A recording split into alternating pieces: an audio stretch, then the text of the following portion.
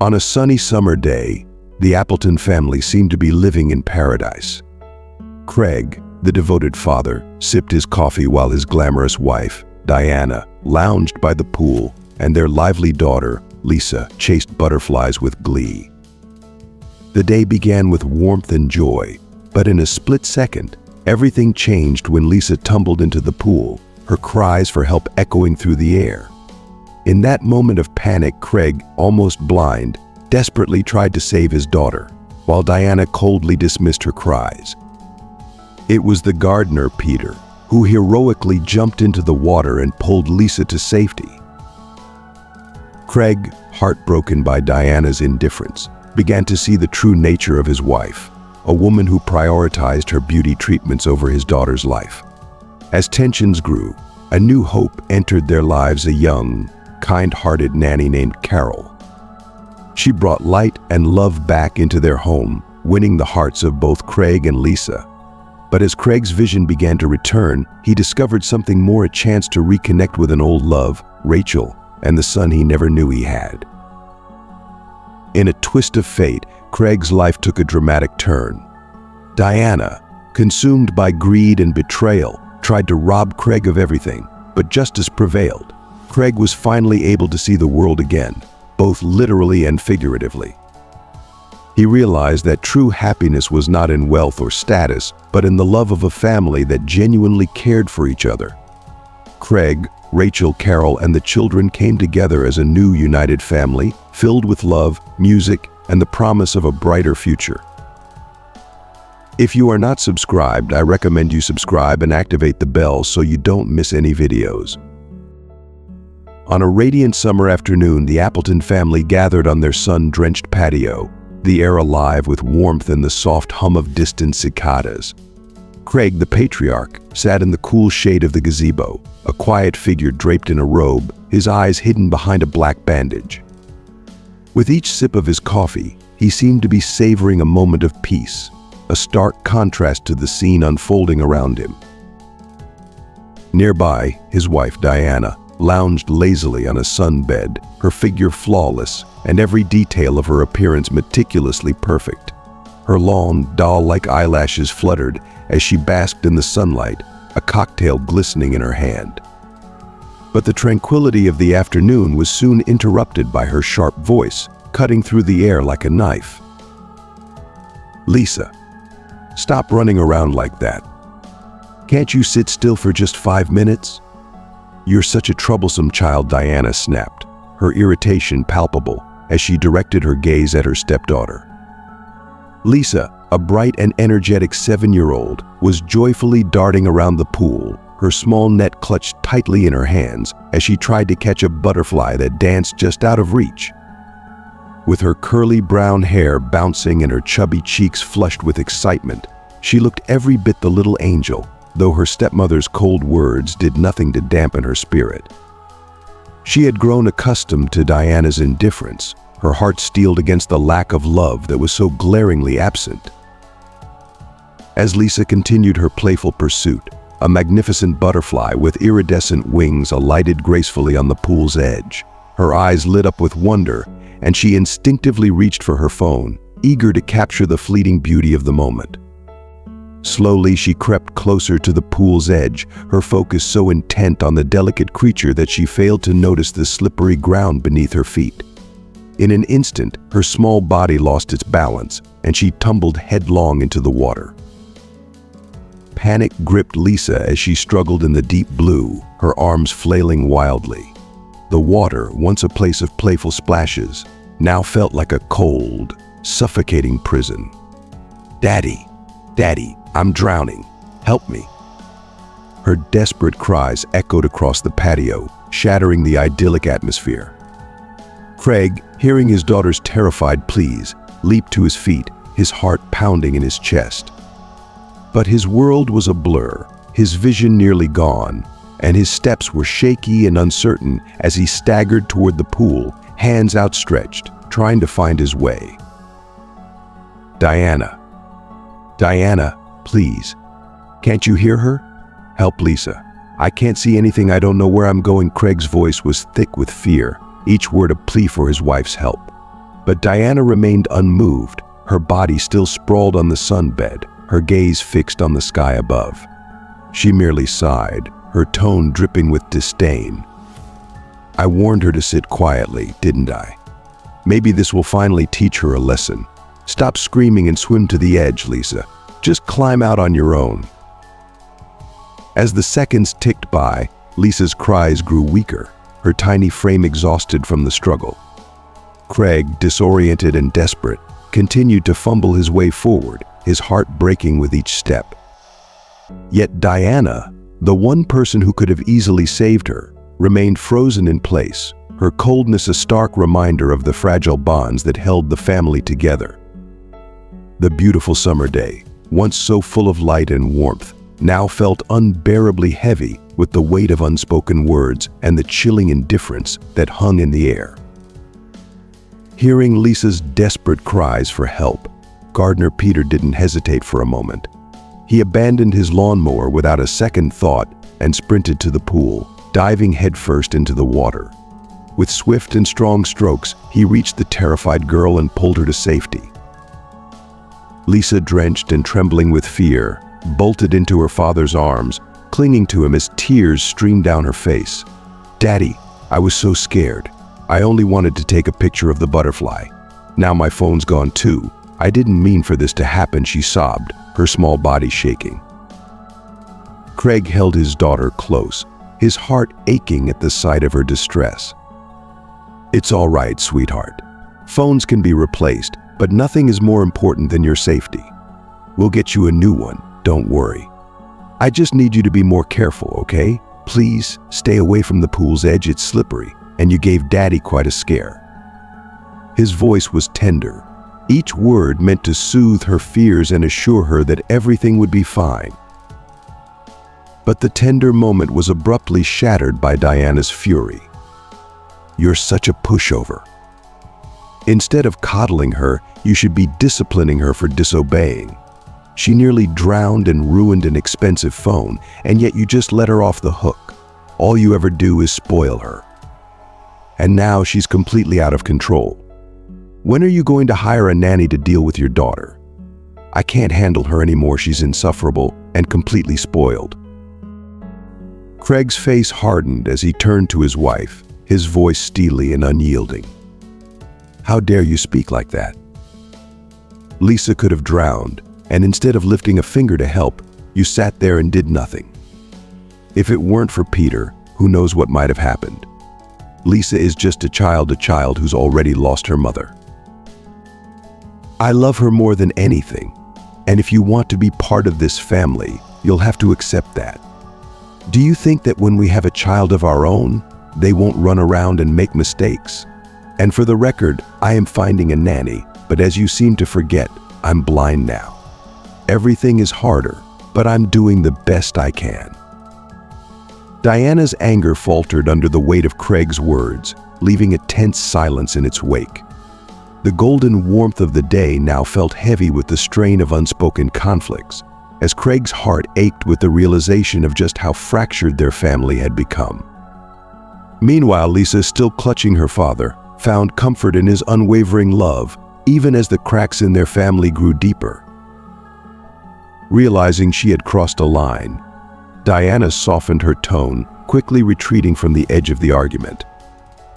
"Please don't be upset, darling. You know how much I love you, but I just can't spend all my time looking after Lisa. I have my commitments, training sessions, fitness classes, massages, and appointments at the beauty salon. Now, with your business and your daughter's care falling on my shoulders, it's overwhelming. We do need to find a nanny as soon as possible. It will make things easier for all of us. But I have to run now. I have a manicure at noon and a massage at 2. Love you, don't miss me too much with that." She gave him a quick peck on the cheek and walked away, leaving the tension in the air behind her. Lisa, relieved that her stepmother was leaving, nestled closer to her father, wrapping her small arms around him in a tender hug. "I'm sorry, Daddy. I didn't mean to cause trouble. Why is Diana so mean? She doesn't love me, and you don't see it. I miss Mommy so much, and I miss how things used to be." Craig's heart ached at his daughter's words, and he pulled her closer, sighing deeply. "I miss her too, my little one. Your mommy was truly the best, and I know how hard it is without her. But you have to remember, she's in heaven now, watching over us. Diana is not as bad as you think. It's just that you both need more time to get used to each other, but I promise, you'll get to choose the nanny yourself. Another candidate should be arriving soon." Lisa brightened at the promise, planting a soft kiss on her father's cheek before running off to the yard to play with her dolls, her earlier fears momentarily forgotten. Craig, however, was left alone with his thoughts, the pain of the past creeping in as he closed his eyes, memories flooding back with an almost unbearable intensity. His mind wandered to Vanessa, his first wife, the woman who had been the love of his life. Vanessa had been beautiful, not just in appearance but in her soul as well.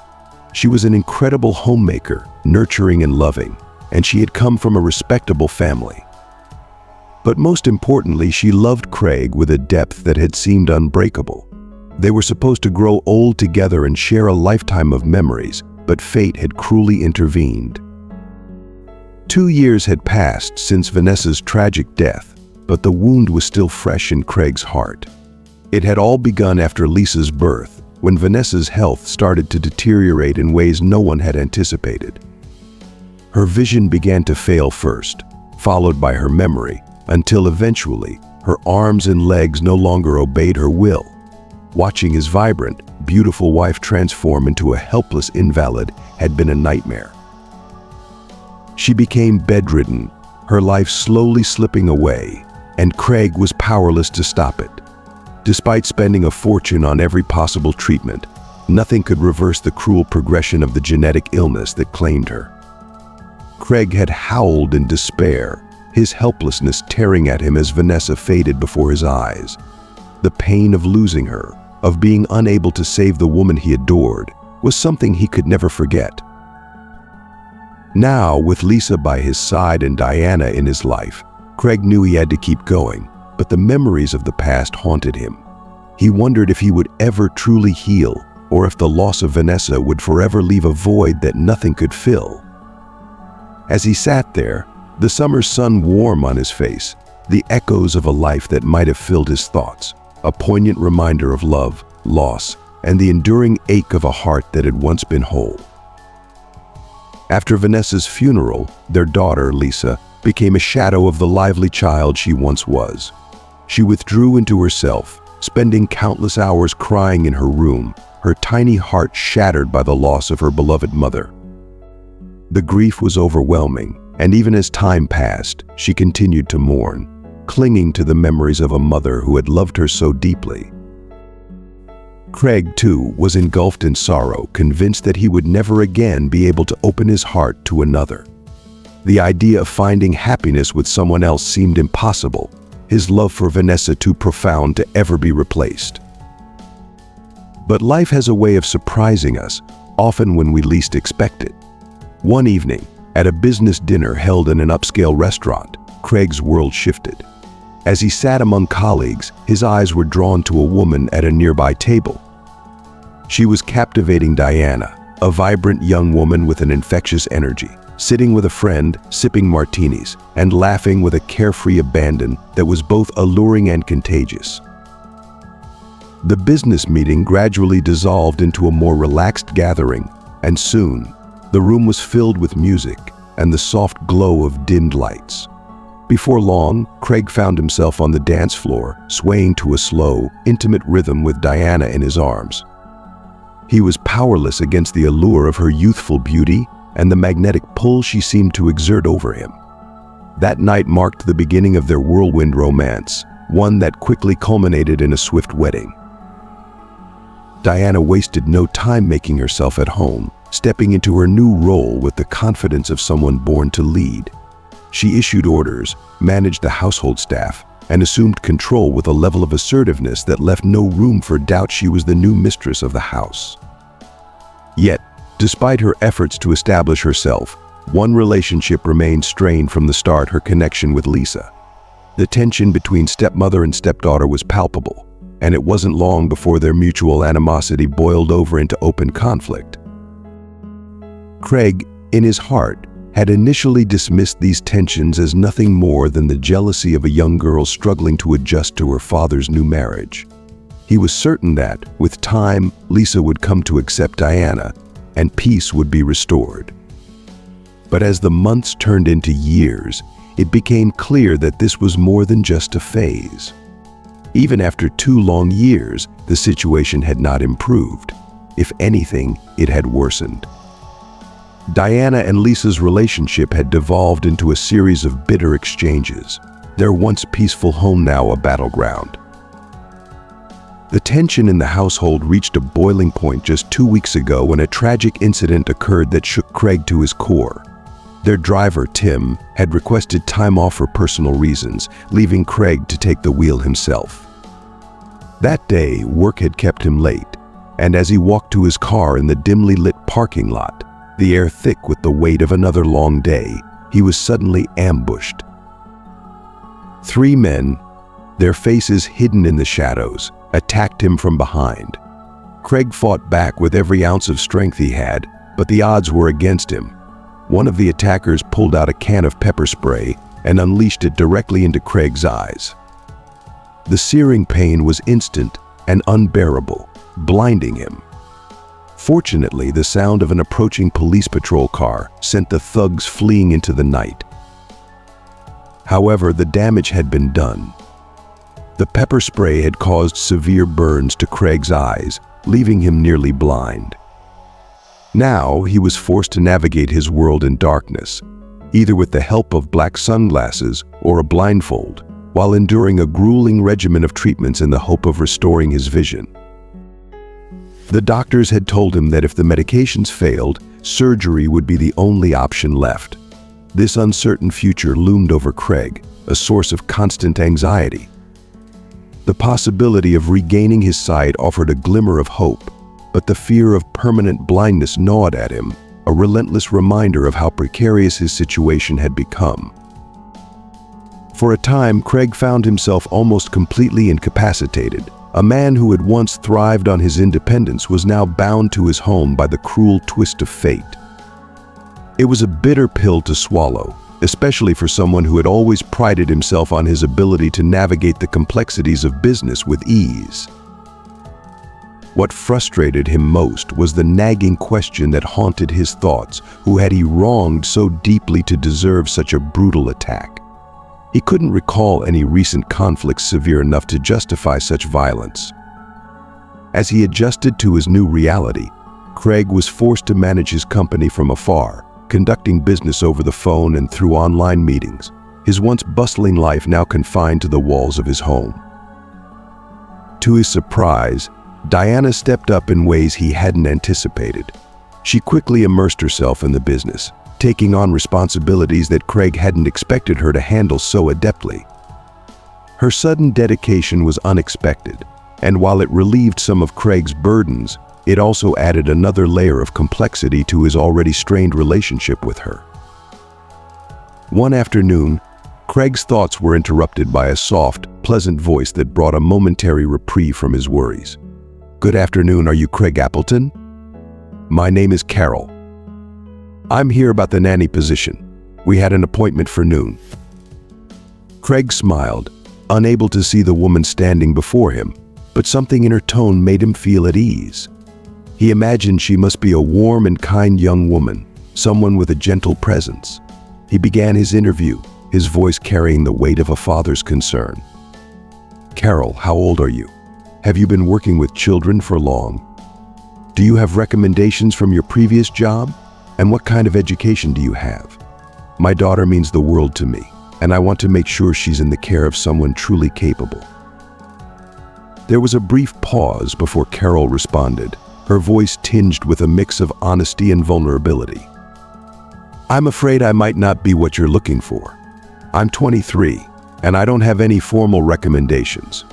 But I genuinely love children, and I'm more than willing to work for a modest salary. I've already met Lisa, and she's an incredible little girl. I promise I'll be by her side, teaching her and caring for her as if she were my own." Just then, Lisa burst into the room, her face lit up with excitement. She had overheard the conversation and could sense her father's hesitation. With a bright smile and a playful wink at Carol, she chimed in, "Daddy, you have to choose Carol. I like her, and don't forget, you promised I could pick my nanny, remember?" Craig hesitated, his mind a whirlwind of thoughts. Carol was young, perhaps too young for such a responsibility. She lacked experience, had no recommendations, and there was so much he didn't know about her. Yet there was something in her voice, something sincere and reassuring that made him pause. And then there was Lisa, his little girl, who for the first time seemed genuinely excited about someone new in her life. That alone was enough to give him pause. He weighed the pros and cons, feeling the uncertainty gnawing at him, but in the end he decided to trust his instincts and, more importantly, his daughter's judgment. Taking a deep breath, he made his decision. "All right, Carol, let's give this a try. Welcome to our family." He couldn't see the smile that spread across Carol's face, but he could hear it in her voice as she responded.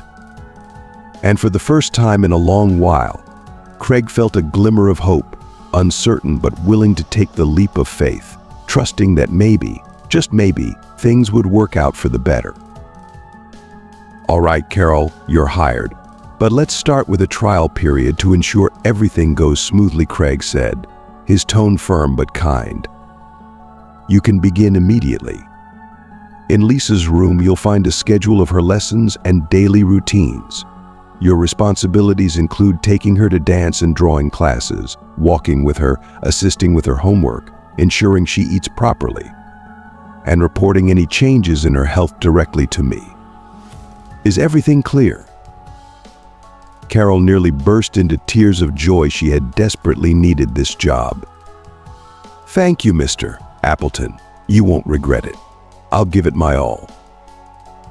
From that day forward, Carol became an integral part of the Appleton household. She quickly proved herself to be an exceptional nanny, earning Lisa's adoration in no time. Carol didn't impose harsh discipline or scold the little girl. Instead, she patiently guided her, teaching her the rules of etiquette, helping with homework, and engaging in games that filled the house with laughter. Lisa, who had once clung to memories of her late mother, gradually found solace in Carol's warm presence. She blossomed under her care, her grief fading as she immersed herself in the joy of her new companion. Initially, Diana was irritated by the close bond forming between her stepdaughter and the new nanny, but over time, she came to accept it. She began to let Carol take full charge of Lisa, relieved to be freed from the responsibilities she had never fully embraced. However, she remained oblivious to the quiet tension that seemed to linger between her husband and herself, unable to understand why Craig often sighed and frowned in her presence. The first 2 weeks flew by, and the changes in Lisa were remarkable. She appeared healthier, had gained weight, and her behavior had become much calmer. Carol and Craig developed an easy rapport, almost as if they had known each other for years. Every morning, Carol would make Craig's coffee just the way he liked it, prepare his breakfast, and ensure everything was ready for his day. She even took care of selecting his clothes and grooming his hair, leaving Craig thoroughly impressed with her dedication and efficiency. Then, one day, after 2 months of observing Carol's work, Craig decided it was time to confront the lingering questions he had about his new employee.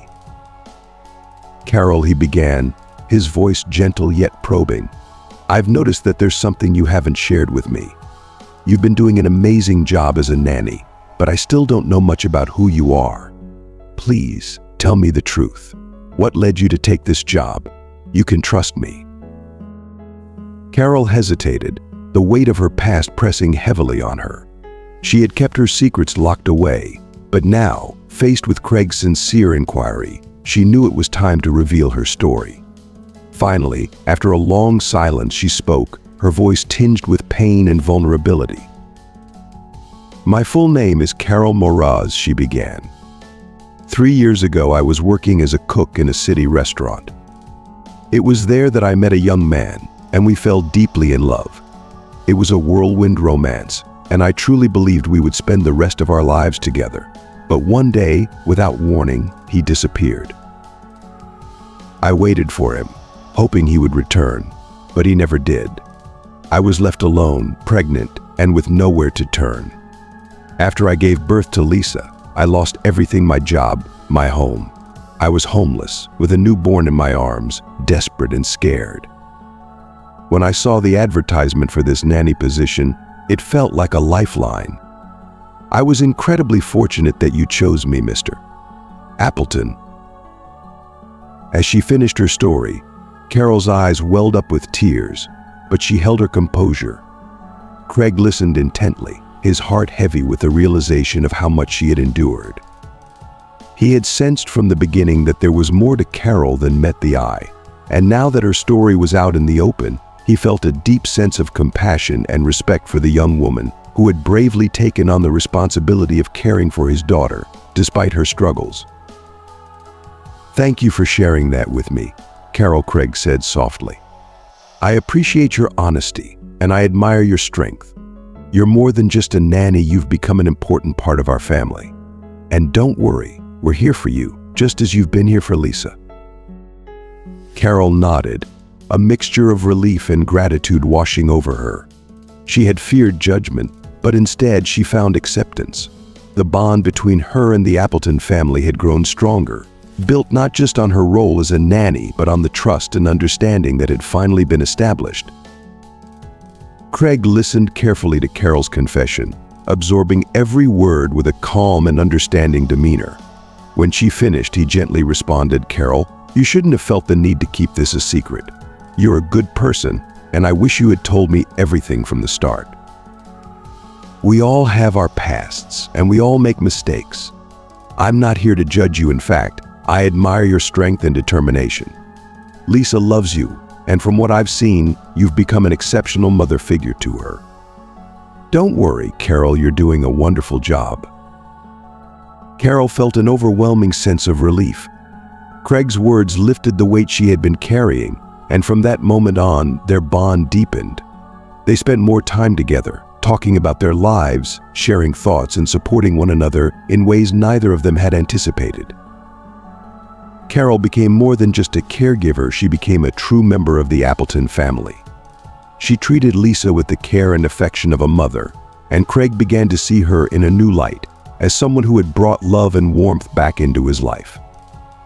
Meanwhile, Diana became increasingly absorbed in the business, her presence at home dwindling as she focused more on her career. Then, one day, something miraculous happened. Craig's vision started to return. The doctors, after conducting several tests, informed him that the operation he had once feared was no longer necessary. His eyes were healing on their own. Thrilled by this unexpected turn of events, Craig decided to keep the news to himself, planning to surprise his family at dinner. That evening, as they gathered around the table, Craig, with a mixture of excitement and nerves, slowly removed the blindfold that had been his constant companion. The moment his eyes adjusted, he was struck by the sight before him. For the first time, he saw Carol's face clearly, her stunning beauty, framed by a kind and gentle expression that took his breath away. She wasn't just beautiful, she exuded a warmth and grace that he had felt but never truly seen until now. "Daddy, Daddy, can you see us now?" Lisa's voice rang out with pure joy. Craig, his voice thick with emotion, replied, "Yes, sweetheart, I can see you both." His gaze shifted to Carol, and with deep sincerity, he added, "Thank you for everything. You've been an angel in our lives."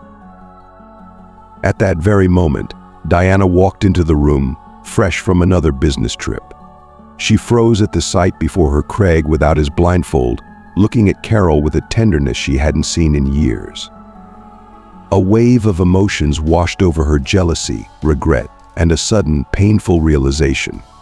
She understood, perhaps for the first time, just how much she had distanced herself from her family, and how deeply Craig and Carol had connected in her absence.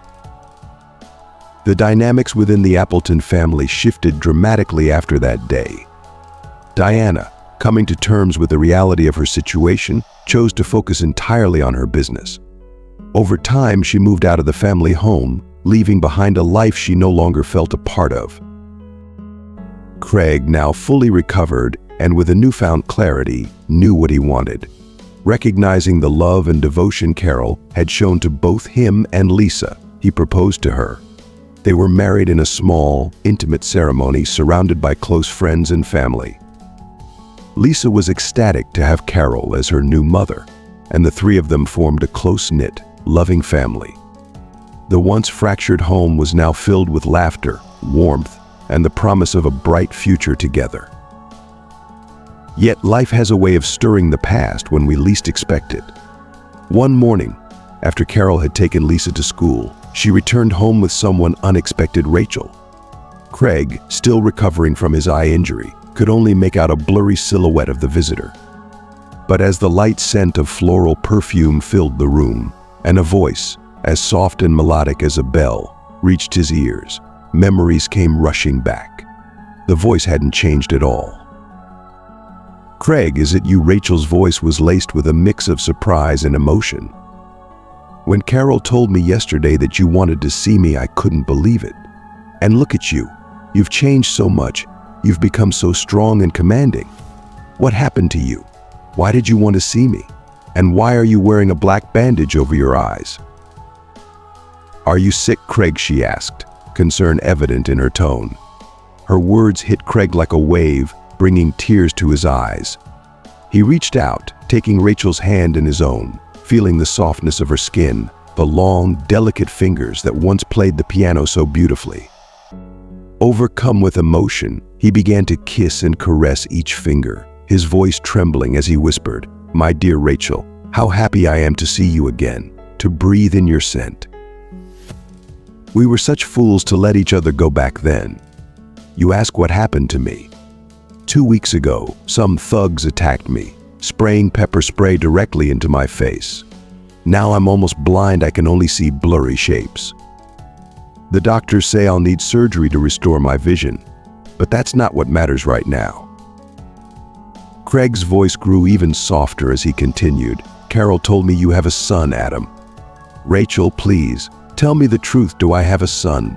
Is he mine?" Rachel sighed deeply, her voice soft and filled with sorrow. "Yes, Craig, Adam is your son.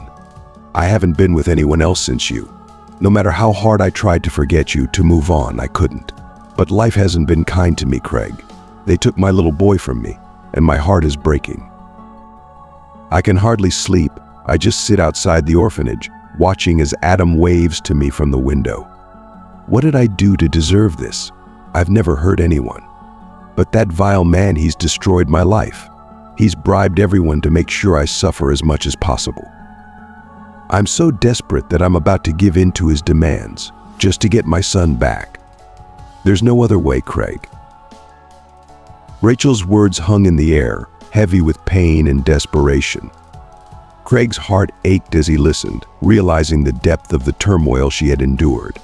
The joy of discovering he had a son was overshadowed by the anguish of knowing the suffering Rachel had been through. He wanted to help, to fix everything, but his condition left him feeling powerless. "Rachel, we need to find a way out of this together," Craig said, his voice steady despite the tears that still welled in his eyes. "You don't have to face this alone. We'll figure this out, whatever it takes. I promise you, we'll bring Adam back where he belongs." As they sat together, Craig's hand still holding Rachel's, a new chapter began to unfold. The path ahead was uncertain and fraught with challenges, but in that moment, a bond was rekindled, one forged in the fires of love and loss. Together, they would confront the past and fight for the future, not just for themselves, but for the son they both cherished. Craig gripped Rachel's hand firmly, his voice rising with determination. "No, Rachel, don't even think about giving in to that monster. I'll help you get Adam back. Give me all the details, everything about him and your situation. I'll reach out to the right people, hire the best lawyers. And together we'll take down that scumbag. I have connections in the police department. Remember Henry Black? You won't believe it, but he's a police captain now. So don't worry, Rachel, I'll make sure Adam comes home. I won't let my son wander through orphanages. I promise you that. Trust me, everything will be fine. I've never met anyone like you before, and now that I have, I'm not going to let you go. His words, filled with a blend of urgency and tenderness, reignited the hope in Rachel's heart. They exchanged warm goodbyes, and for the first time in a long while, Rachel felt a glimmer of hope, real hope, that her nightmare might soon end. Craig wasted no time and immediately contacted Henry, who quickly agreed to help his old classmate. Henry suggested setting up a sting operation to catch the director red-handed.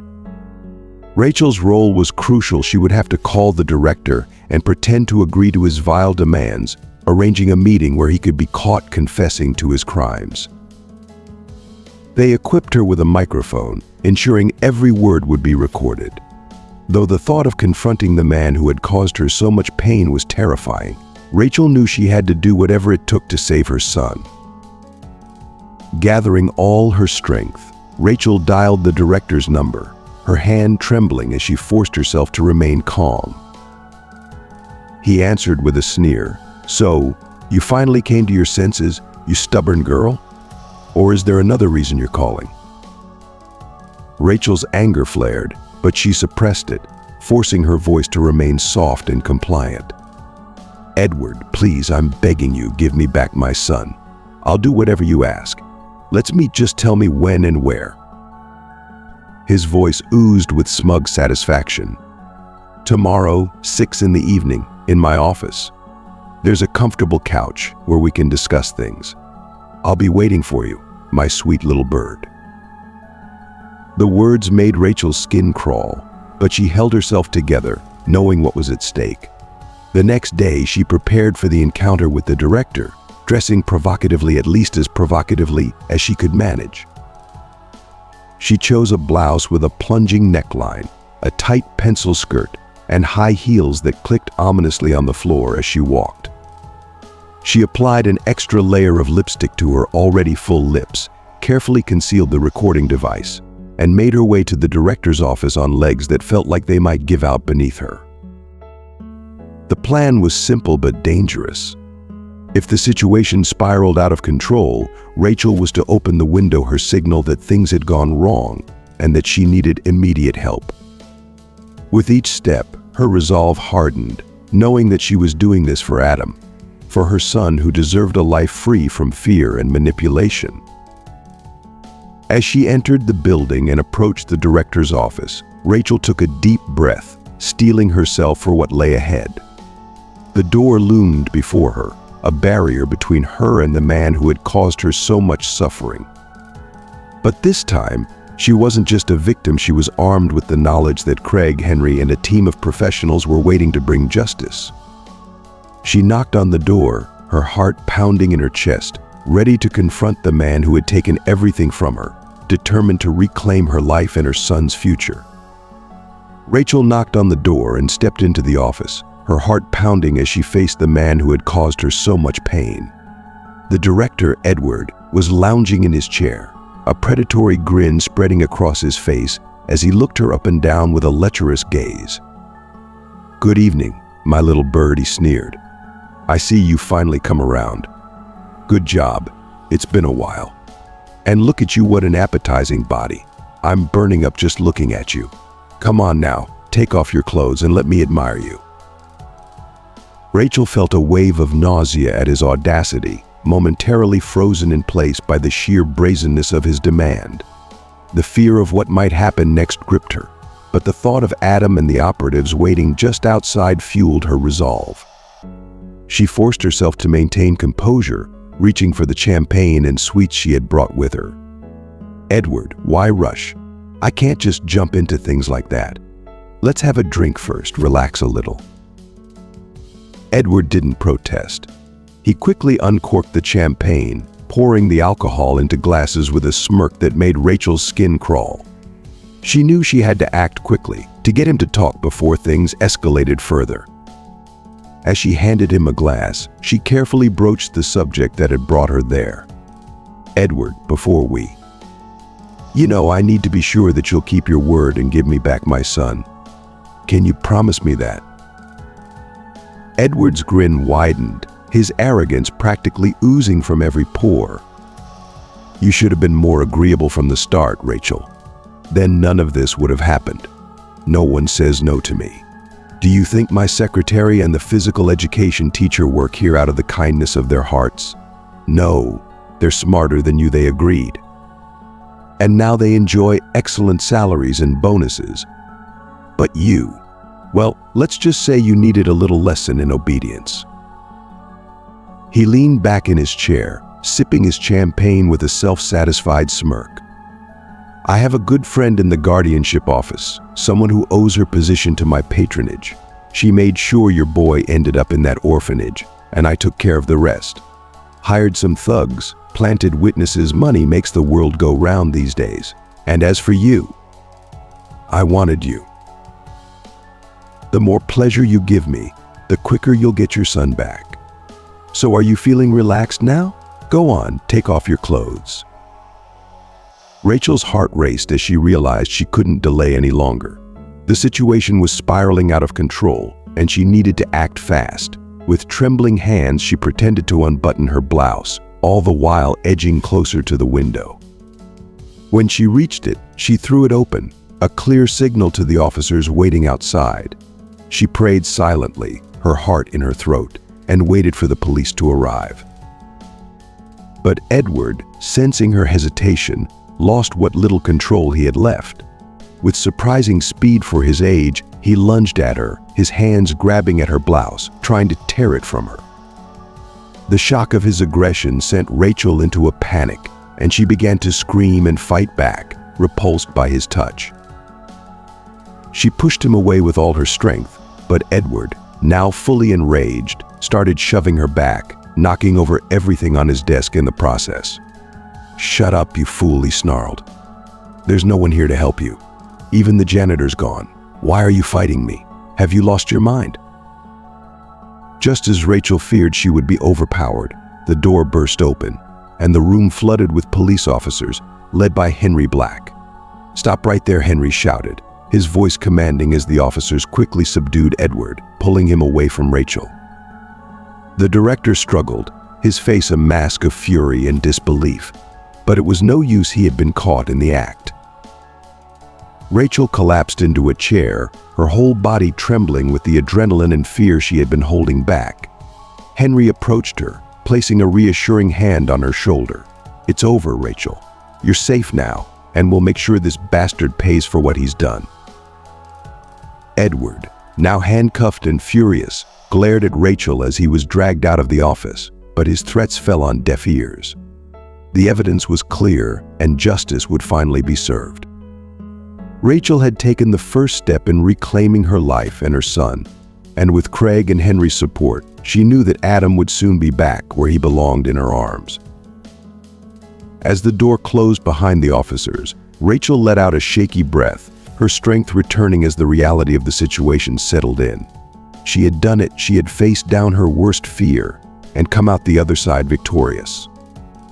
And now, with the nightmare finally ending, she could focus on rebuilding her life, with Adam by her side. At that intense moment, the flimsy door burst open with a loud crash, and the lead operative stormed into the office. With swift efficiency, he arrested the scoundrel, twisting his arms behind his back and snapping on the handcuffs. As he secured the director, he sternly rebuked him, "Shame on you. Engaging in such disgusting behavior at your age, and you're a married man with grandchildren. How do you think they'll feel when they find out what their grandfather has been up to?" The director was caught off guard and humiliated, cursed, and struggled to free himself. "You think you've won, but you'll regret this. I have connections, powerful ones. You'll pay for this, all of you." The policeman swiftly silenced him, tightening his grip. "We'll deal with your so-called connections later. Right now we need answers. How did you manage to take this woman's child and cover it up?" Rachel, who had been holding her breath throughout the ordeal, finally allowed herself to relax. The tension that had been coiled tight within her finally released, and she exhaled deeply, her body trembling with the aftershocks of fear and stress. Tears welled up in her eyes, spilling over as the reality of what she had just endured washed over her. "Will they give Adam back to me now? He confessed to everything, didn't he? Did I do everything right?" she asked, her voice shaking as she handed the officer the recording device that had captured the entire conversation. The officer gave her a reassuring nod. "You did everything perfectly, Rachel. We've got all the evidence we need. We'll make sure you're reunited with your son soon. Don't worry, we'll send this scoundrel to prison where he belongs. People like him should never be allowed to walk free." The case quickly became a sensation, making headlines across the region. The townspeople were outraged that such a lecherous man had been allowed to work in an educational institution for so many years, preying on vulnerable women. The director was swiftly convicted and justice was served. Rachel's good name was restored and she was reinstated at her job, but most importantly, she was reunited with her beloved son, Adam. When that long-awaited moment came, Rachel wept tears of pure joy as she embraced her little boy, covering him with kisses. Adam, equally emotional, clung to his mother, never wanting to let her go. Their reunion was a powerful, heartwarming scene, a testament to the strength of a mother's love and the resilience of the human spirit. Meanwhile, Craig was eagerly anticipating his meeting with Adam. The entire ordeal had consumed his thoughts, and he had thrown himself into helping Rachel without hesitation. In doing so, he had all but forgotten about his wife, Diana. However, she had been watching everything from the sidelines, growing increasingly concerned and confused by Craig's behavior. Finally, unable to remain silent any longer, Diana confronted him. "Darling, what's going on?" she asked, her voice laced with concern. "You've been so on edge lately, constantly making phone calls, talking about Rachel and her son. Can you explain what's happening? I feel like I'm being kept in the dark." Craig, caught off guard by Diana's sudden questioning, realized that he owed her an explanation. He took a deep breath, preparing to lay everything out in the open, knowing that the events of the past few weeks had changed everything, and that Diana deserved to know the truth. He had been so focused on Rachel and Adam that he hadn't considered how it might affect his marriage, and now he knew it was time to face the consequences of his actions. Craig couldn't see the twisted, angry expression on Diana's face, but he could feel the intense hatred and anger radiating from her like a storm brewing in the air. It was at that moment that he realized the truth he had been avoiding. He no longer wanted to live with her. Their relationship, which had been built more on fleeting passion than genuine love, had run its course. It was clear that Diana would never truly get along with his daughter, and the infatuation that had once consumed him had long since faded. Diana had become increasingly domineering, seizing control of everything in his home and imagining herself as the unquestioned mistress of it all. Her behavior had grown intolerable, and Craig knew it was time to face the reality of their situation. He sighed heavily, bracing himself for the difficult conversation that had been long overdue. "You're right, Diana. We should have had this talk a long time ago. First, let me answer your question. Rachel is my first love, someone very important from my past. We met in music school, and we had a son together. But due to unfortunate circumstances, we ended up parting ways. We were too young and inexperienced to handle the challenges we faced, and I made mistakes that drove us apart. I neglected Rachel's feelings and caused her a great deal of pain. Now I've discovered that I have a child with her, and I can't live with myself knowing he's in trouble. I need to make things right." Diana interrupted him with a sharp, mocking laugh. "Are you serious? You're suddenly worried about a child you didn't even raise. And now you're ready to toss me aside for Rachel and this long-lost son. What about me? What's your grand plan for me?" Craig struggled to maintain his composure, despite the bitterness in her tone. "I don't want to hurt you, Diana, but I've come to realize that our lives are heading in different directions. I know you're angry and disappointed, and I'm sorry for that. But I need to put my life in order. My feelings for Rachel have resurfaced, and I want to help her and be there for our child. I don't want our parting to be cruel or bitter. I promise to support you financially and help you find a comfortable place to live. But I can't stay with you anymore." Diana threw up her hands in a fit of exasperation, her voice rising in fury. "How could you do this to me? I've given up everything for you, and this is how you repay me. If you think this is the end, you're sorely mistaken.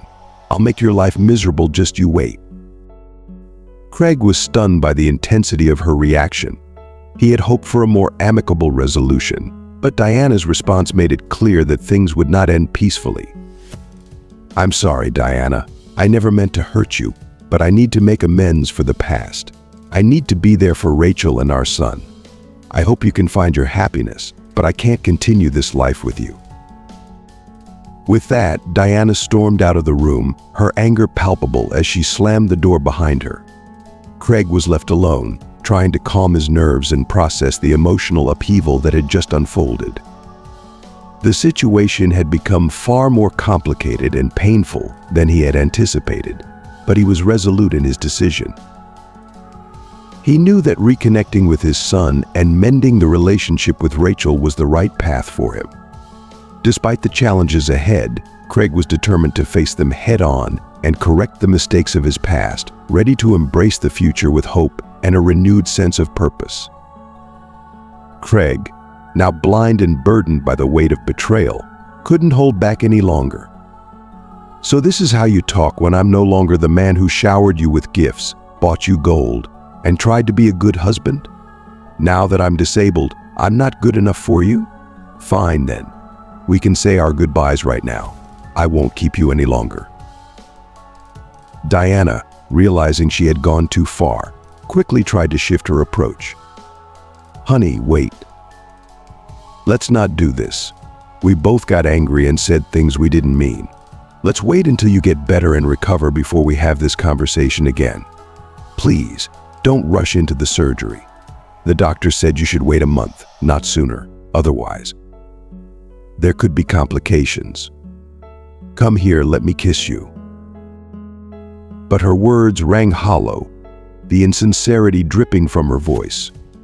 Craig could sense the falseness, the manipulation in her tone, and it made his blood boil. He pushed her away, his voice sharp and resolute. "As you wish. I've said all I need to say. Now, if you'll excuse me, I need to listen to a recording from a meeting sent by my deputy." Diana, seething with barely contained rage, quickly exited the office, her mind swirling with anger and thoughts of revenge. "Oh, you miserable invalid," she muttered under her breath. "You think leaving me an apartment is enough? How am I supposed to live? Work? God forbid, I wasn't made for that. Just you wait, Craig.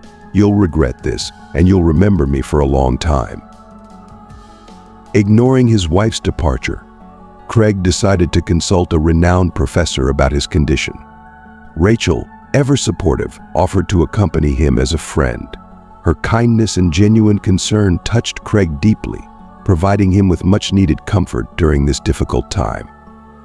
Meanwhile, Carol and Lisa were busy with their after-school activities, drawing and sculpting, returning home late in the evening. When they arrived, they were met with a scene of utter chaos. The house had been ransacked. The safe was open and empty, valuable items and electronics were missing, and everything was in disarray. Carol's heart raced with fear as she immediately called Craig and the police. "Craig, we have an emergency. Lisa and I just got home, and the place is a mess. We've been robbed. The safe is open, the TV is gone, and documents are missing from your shelf. I can't even tell what else is gone right now. I've already called the police. Please come quickly." Craig's voice was calm but filled with urgency as he replied, "Carol, take Lisa to the children's room.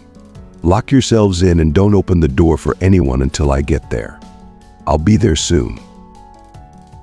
Forgetting his illness, Craig's mind went into overdrive.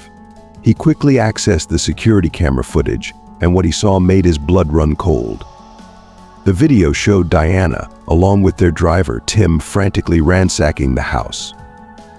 They were grabbing everything in sight: electronics, jewelry, money, and important documents. Diana, completely unaware of the hidden cameras, was in a rage, shouting, "There you go, hubby. You'll remember me yet." The realization of Diana's betrayal cut Craig to the core. The woman he had once loved, who he had tried to part with amicably, had turned against him in the most despicable way. But now he had proof, clear, undeniable evidence of her actions. His mind raced as he planned his next steps, determined to protect his daughter, reclaim what had been stolen, and ensure that Diana would face the consequences of her actions. In the safety of the children's room, Carol held Lisa close, trying to keep her calm as they waited for Craig to arrive. The little girl sensed the tension but trusted that her father would make everything right. And as Craig rushed to his home, he knew that this moment would mark a turning point.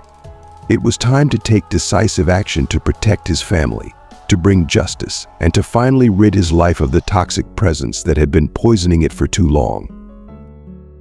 Tim, seething with frustration, spat out, "What a lucky bastard. We couldn't finish him off back then, only managed to blind him. If we had, we could have sent Lisa to a shelter and lived like kings here. And now, where did that patron come from? No one ever passed by here before." Diana, growing more frantic, snapped at Tim to hurry up. "We don't have much time. The nanny and Lisa will be back any minute. We need to sell everything quickly and get out of here. Order tickets to someplace warm." Craig, watching the scene unfold on his screen, was in utter shock.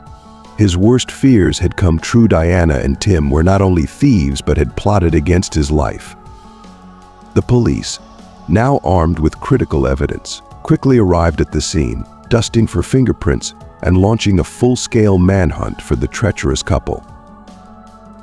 Meanwhile, back at home, Craig's daughter, Lisa, clung to him, her small arms wrapped around his neck in an attempt to comfort him. "Daddy, I told you a long time ago that Diana doesn't love us. She's mean and bad, and you didn't believe me.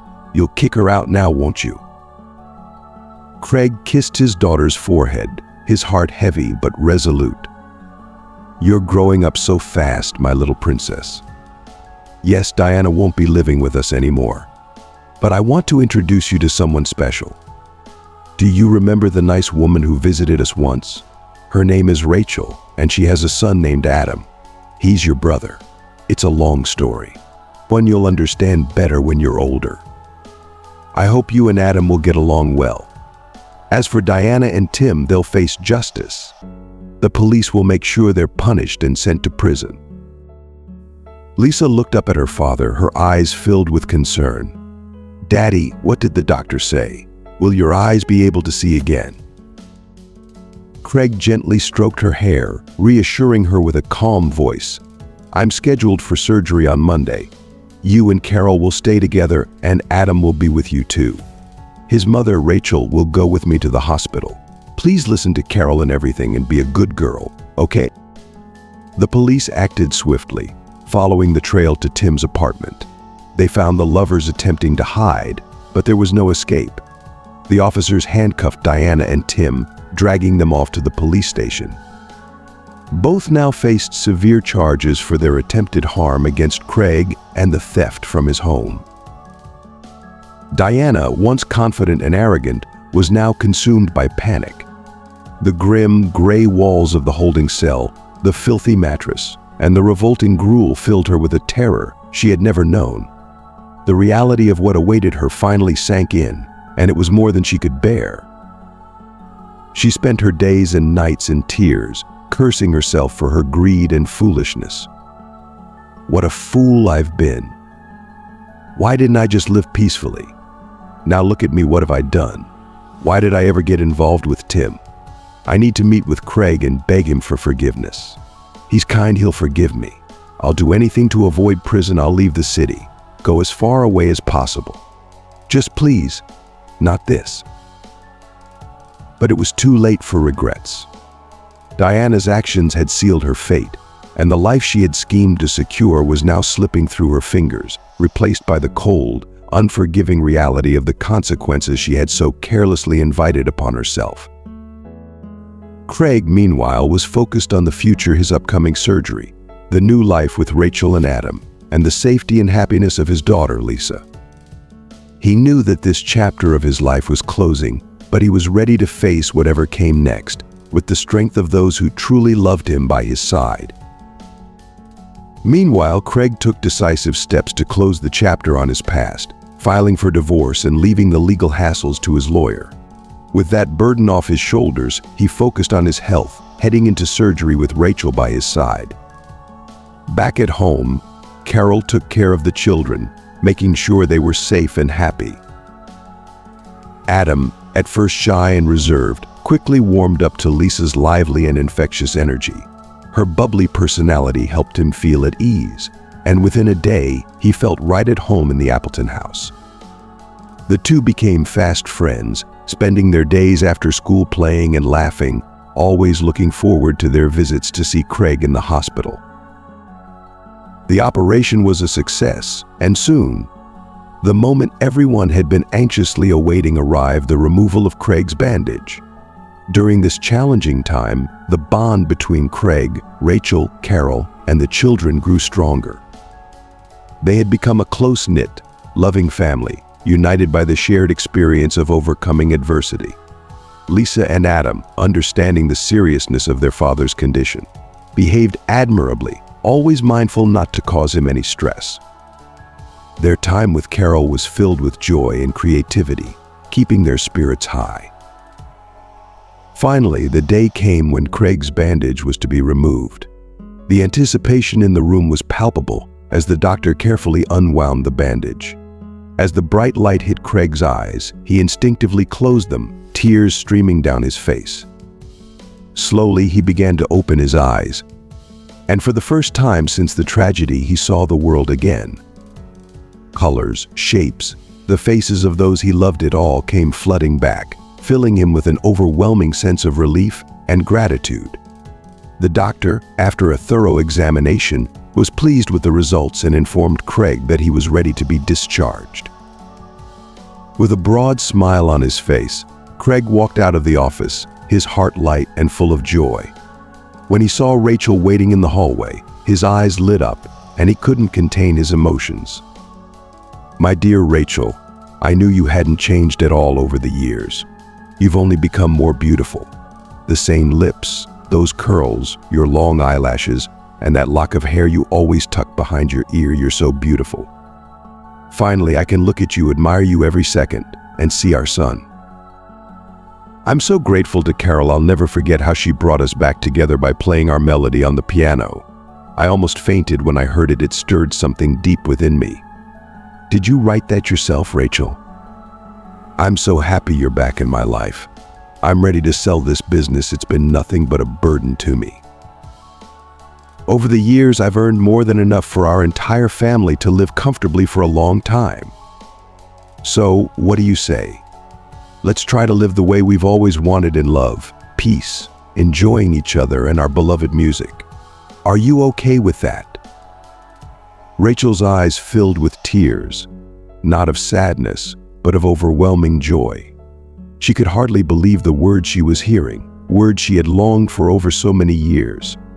"Craig," she whispered, her voice trembling with emotion, "I'm more than okay with that.